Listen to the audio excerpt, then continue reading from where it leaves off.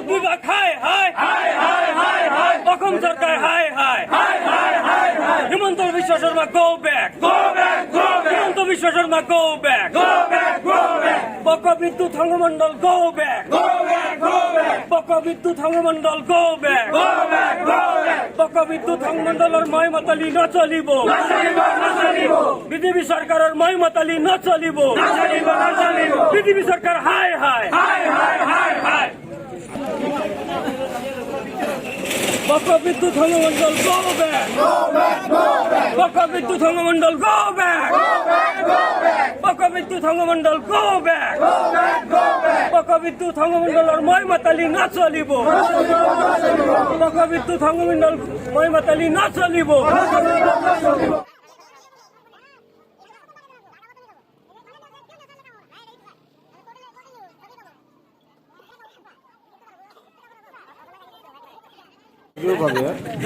আগতীয়াকৈ বিদ্যুৎ বিচ্ছিন্ন কৰাৰ বাবে আগতীয়া কিবা জাননী দিছিল নেকি আপোনালোকে?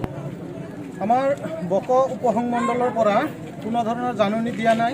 এতিয়ালৈকে আমি কোনো জাননী পোৱা নাই। যোৱা ৰাতি 10টা মানত বিদ্যুৎ কাটিছে, এতিয়ালৈকে সংযোগ দিয়া নাই। এইটো সময় হৈছে ছাত্ৰ ছাত্ৰীৰ পৰীক্ষাৰ সময়। সকলো ছাত্ৰ ছাত্ৰী একদম ক্লাছ অংকুৰৰ পৰা হায়াৰ ছেকেণ্ডেৰীলৈকে পৰীক্ষা আছে। অহা 1 তাৰিখৰ পৰা, কোনোবাৰ 25 তাৰিখৰ পৰা। ইতিমধ্যে আমাৰ হায়াৰ ছেকেণ্ডেৰী পৰীক্ষা আৰম্ভ হৈছে। অহা 3 তাৰিখৰ পৰা মেট্ৰিক পৰীক্ষা। গতিকে ইমান গুৰুত্বপূৰ্ণ পৰীক্ষাৰ সময়ত যদি বিদ্যুৎ সংযোগ বিচ্ছিন্ন কৰে, আমি এইটো বিদ্যুৎ বিভাগত আমি তীব্ৰ ভাষাৰে গৰিহণা দিছোঁ। আৰু আমাৰ বিদ্যুৎ বিভাগৰ যিবিলাক কৰ্তৃপক্ষ আছে, আমাৰ হিমন্ত বিশ্ব শৰ্মা CM ছাৰ, তেখেতক বিনম্ৰভাৱে অনুৰোধ জনাইছোঁ যাতে আমাৰ অতি সোনকালে বিদ্যুৎৰ সংযোগ দিয়াৰ ব্যৱস্থা কৰে।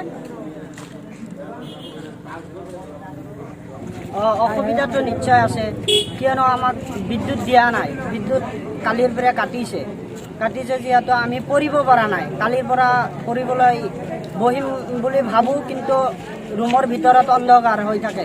তেতিয়াহ'লে আমি পঢ়িম কেনেকৈ? মই বুলি কথা নহয়, আমাৰ যিবিলাক গাঁৱৰ মানুহ আছে, ষ্টুডেণ্ট হয়, অংকুৰৰ পৰা হায়াৰ ছেকেণ্ডেৰীলৈকে পৰীক্ষা আছে। এইবিলাক পৰীক্ষাৰ্থীৰ জ্ঞাতাৰ্থে মই কৈছোঁ, সকলোৰে এটাই অসুবিধা, পঢ়া শুনা কৰিব পৰা নাই। আৰু পঢ়া শুনা কৰিলেহে দেশৰ উন্নতি কৰিব পাৰিম বা ভাল মাৰ্ক আনিব পাৰিম। আৰু আমাক কিবা এটা ভৱিষ্যতত আশা আছে, পঢ়া শুনা কৰি ডাঙৰ মানুহ হ'ম, দেশৰ কাৰণে কিবা উন্নতি কৰিম, কিবা কৰিম। এইটো যদি কৰিবই নোৱাৰোঁ বিদ্যুৎ বিচ্ছিন্ন হোৱাৰ কাৰণে, তেতিয়াহ'লে আমাৰ কেনেকুৱা হ'ব? জীৱনটো